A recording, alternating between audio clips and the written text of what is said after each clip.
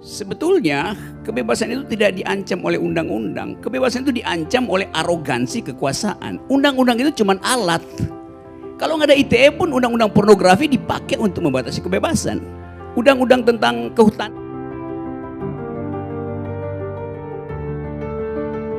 kan bisa dipakai untuk mengancam kebebasan itu.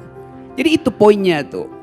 Kalau pemerintahnya berakal, tidak dungu, bahkan dia tidak akan pakai undang-undang apapun.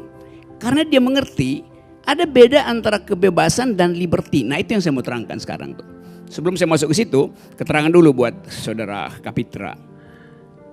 Kebebasan dan kewajiban itu tidak korelatif pada diri orang. Nah predikat itu yang Anda nggak mengerti itu. Kalau saya punya kebebasan, saya tidak punya kewajiban untuk membatalkan kebebasan itu. Akibatnya resultantenya nol. Saya punya kebebasan, tapi saya wajib untuk tidak mengucapkan kebebasan itu. Nggak ada gunanya pengertian kebebasan itu. Nangkap nggak poin itu? Lanjutkan, nanti saya balas. Oke, artinya. Saya jawab. Kenapa begitu? Karena kebebasan artinya fakultas di dalam diri saya untuk memutuskan itu. Itu dalilnya tuh. Jadi kalau saya memilih untuk memutuskan menghina orang dan memilih memutuskan memuji orang, dua-duanya adalah keputusan saya. Itu artinya saya bebas memutuskan. Kalau dibilang Anda tidak boleh menghina orang, maka saya hanya diwajibkan untuk memuji orang. Artinya saya nggak punya kebebasan. That's the philosophy itu. Jadi kalau Anda nggak paham soal begituan, ngoceh panjang lebar pun akhirnya Anda terjebak pada putaran-putaran retorika aja tuh.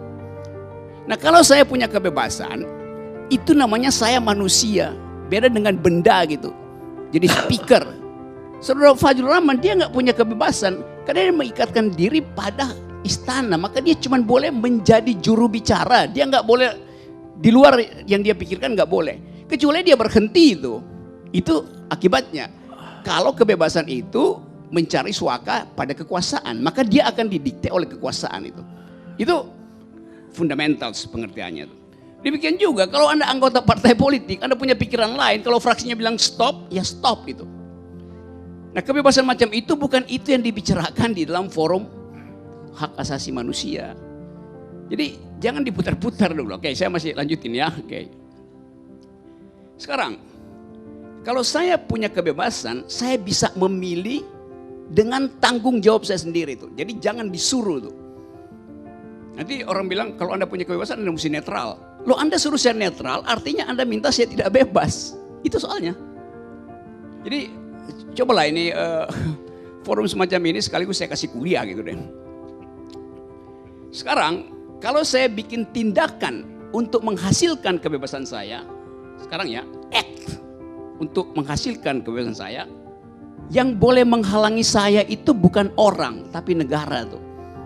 Di situ masuk konsep liberty. Jadi kebebasan itu adalah kondisi internal saya sebagai manusia, as such gitu, ansih. Liberty itu adalah kesepakatan di dalam komunitas. Kalau saya berhubungan dengan orang, bekerja di situ liberty yang diaktifkan oleh hukum-hukum negara.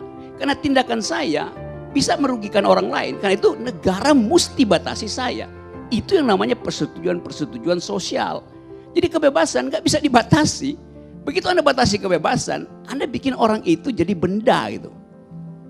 Itu logika dasar itu mesti dipegang dulu. Supaya nanti kita bikin ada kebebasan dan kebebasan tanda petik yang kita sebut liberty. Bahasa Indonesia nggak punya konsep itu. Itu kelemahan bahasa kita. Inggris punya freedom dan liberty gitu. Freedom itu adalah kondisi internal manusia tuh. Boleh dicabut nggak bisa dicabut. Begitu Anda cabut, Anda jadi benda. Thing in itself gitu. Bukan thing for itself gitu.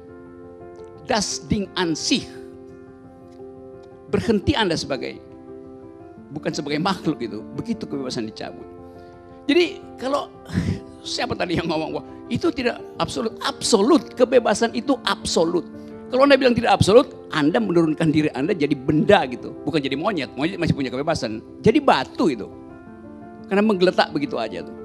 Jadi status ontologi itu yang mesti dipahami. Kalau mau berdebat, mesti kuat konsepnya gitu. Satu tuh. Apa lagi ya? coba ingatin. Satu-satu. Sekarang udah dapat ya poin? Udah hilang? Udah, kalau udah oke, udah. Saya cuma mau Referensinya udah ngajak, saya hilang. ngerti. Biar saya jawab nih. Belum. Nanti salah lagi jawabnya, saya terangin lagi nanti itu. Dia masih Nah, saya ingin membandingkan mana Oke, pemerintah yang dungu atau Rocky yang dungu. Coba, Enggak, coba, enggak, saya dengar dulu. dulu. Saya dia break. masih punya poin lain. Oh, ya. Nanti ada harus jawab lagi. Ayo. Oke, sekarang soal kritik pada presiden itu. Satu waktu saya bilang begini, presiden tidak paham Pancasila itu. Lalu saya dilaporkan ke polisi itu. Loh, itu keputusan saya untuk mendeskripsikan pengetahuan presiden itu. Kalau saya bilang presiden paham Pancasila, saya pasti dipuji. Padahal dua-duanya adalah deskripsi, bukan evaluasi. Kan ini soal pengetahuan. Saya bilang presiden tidak punya pengetahuan tentang Pancasila. Saya tidak menghina, saya menggambarkan itu sebagai pilihan saya berdasarkan kebebasan saya untuk menganalisa, maka saya ucapkan itu. Jadi mengapa kalau saya mengucapkan yang disebut negatif dilaporkan, kalau yang positif justru dipuji gitu. Padahal dua-duanya statusnya adalah ucapan. Bisa nanggap nggak, Kapitra dan teman-teman Anda?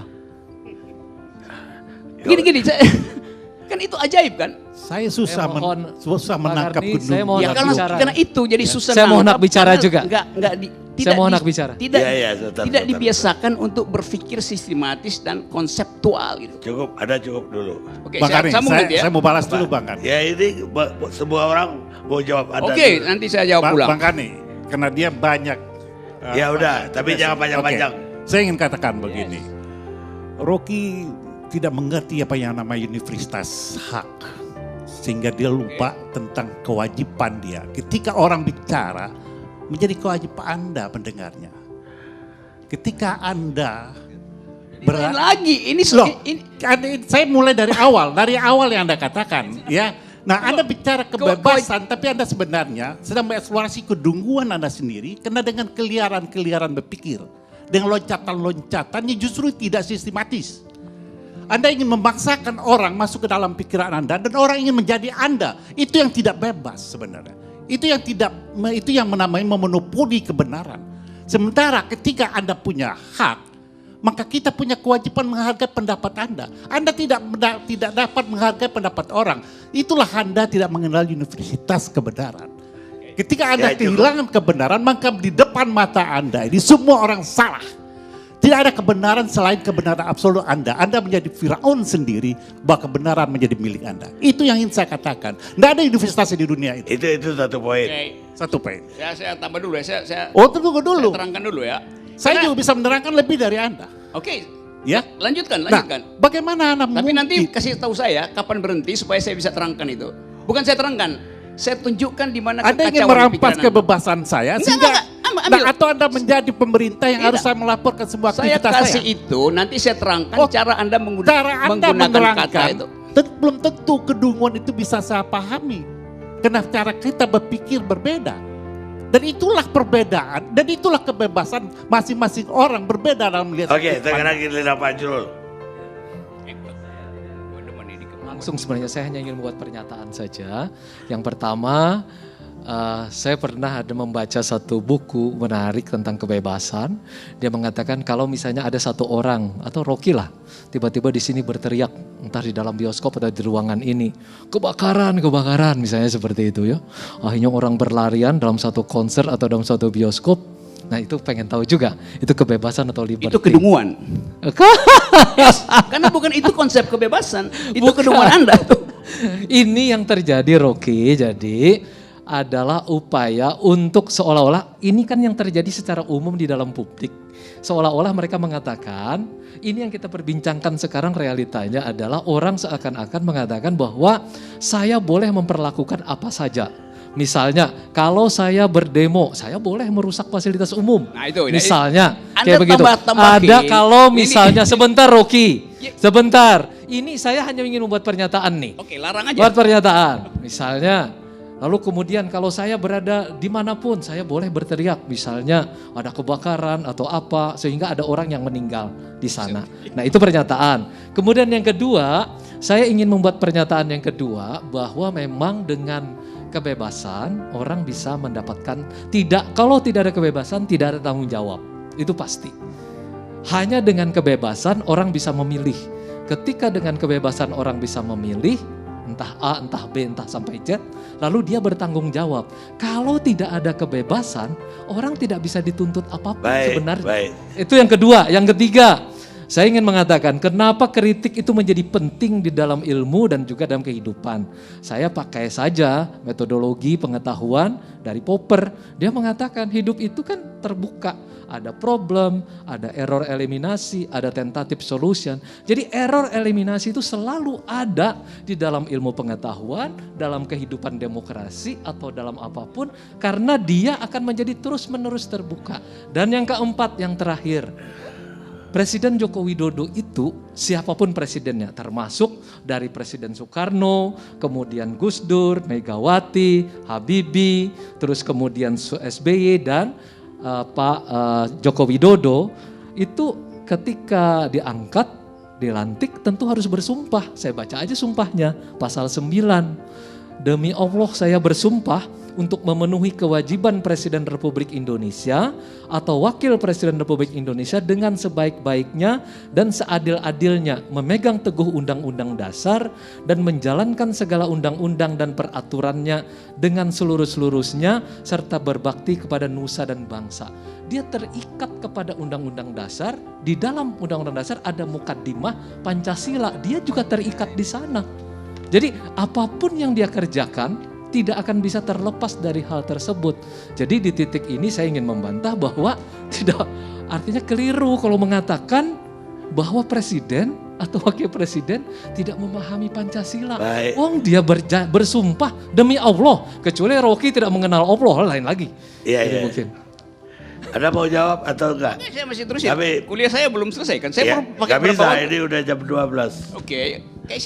Kuliah gak bisa. Oke, saya akan ringkas itu. Oke ya. Presiden Jokowi tidak punya pengetahuan. Dan semua presiden lainnya Rocky. Dia semua bersumpah. Dia udah dengar. Menjalankan Pancasila. Kecuali Anda menuduh bahwa semua SBY, Megawati, Gus Dur, sahabat kita ya Gus Dur ya. Udah Pak Jero. Habibie dan Soekarno menjalankan Pancasila. Udah paham dia. Oke ya, ini semua orang bersumpah untuk tidak mencuri. Tapi orang langgar sumpah itu. Jadi jangan anggap kalau presiden udah bersumpah maka dia paham gitu. Itu salah logikanya kan di situ. ada konsekuensinya Rocky. Kalau dia melanggar Undang Pancasila.